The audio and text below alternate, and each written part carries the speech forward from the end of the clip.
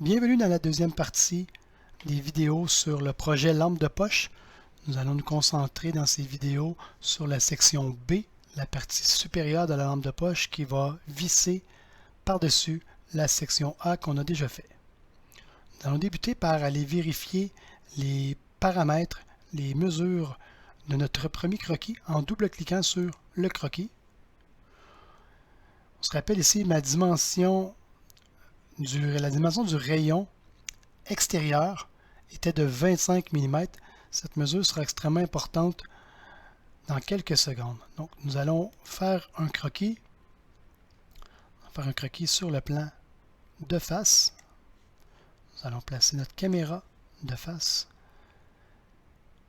Toujours en prenant l'outil ligne, nous allons dessiner une forme de lampe de poche assez standard, je dirais.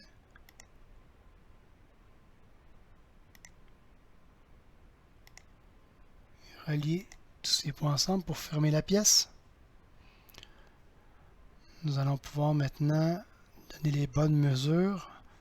Avant, on va aller placer l'axe de rotation, ici un axe vertical avec la ligne de construction. On va décocher les lignes de construction et la ligne.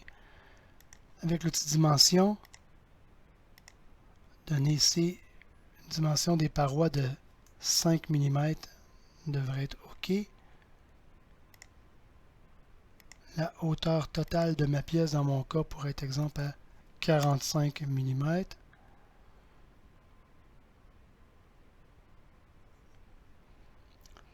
Je veux avoir une ouverture ici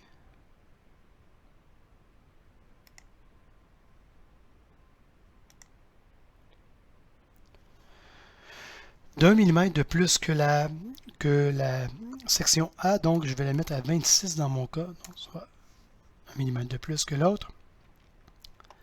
Et je pourrais venir mettre les parois, le partie supérieure qui est présentement en bas puisqu'on va l'imprimer à l'envers à 3 mm.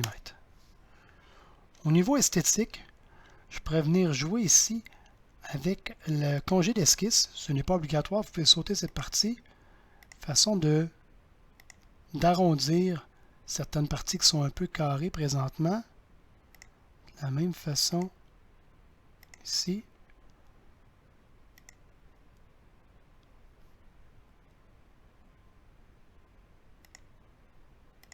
Je dirais que la mesure ne veut pas se faire. OK, c'est correct comme ça. Nous allons terminer le croquis. Comme tout à l'heure, nous allons faire une révolution. Je veux tourner cette pièce autour de cet axe de rotation. Et nous avons maintenant notre partie B qui a pris forme, notre section B qui a pris forme à côté de la section A.